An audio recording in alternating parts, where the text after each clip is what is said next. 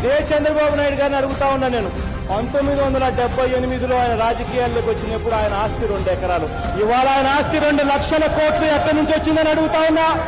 ఆయన మీద ఆరోపణలు కోర్టులో కేసేస్తే కేసుల నుంచి విచారణ జరగకుండా తప్పించుకునే కార్యక్రమం చేశాడు. ఆయన మీద ఎంక్వైరీ చేయించుకుందాం. ఇవాళ ఇదే సిబిఐ చేత చంద్రబాబు నాయుడు గారి మీద విచారణ చేయించాం. రెడీనా అడుగుతా ఉన్నా. చంద్రబాబు నాయుడు గారి ఆస్తుల మీద విచారణ చేయిద్దాం. రెడీనా అడుగుతా ఉన్నా. ఇదే రాజధాని భూముల విషయంలో సిబిఐ చేత ఎంక్వైరీ చేయిద్దాం. రెడీనా అడుగుతా ఉన్నాను. 2 విషయాలు అధ్యక్ష. ఒకటి, ఈ భూములకు సంబంధించి చంద్రబాబు నాయుడు గారే దోషి. ఇన్సైడర్ ట్రేడింగ్ అనేది పెద్ద క్రైమ్. ఇన్సైడర్ ట్రేడింగ్ కిందికి ఇదంతా వస్తుంది.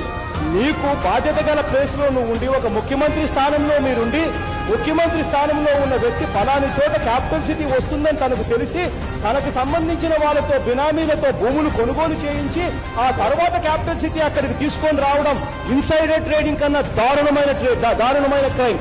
దీనికి సిబిఐ చేత ఎంక్వైరీ చేద్దామో అని చెప్పి నేను అడుగుతా ఉన్నాను.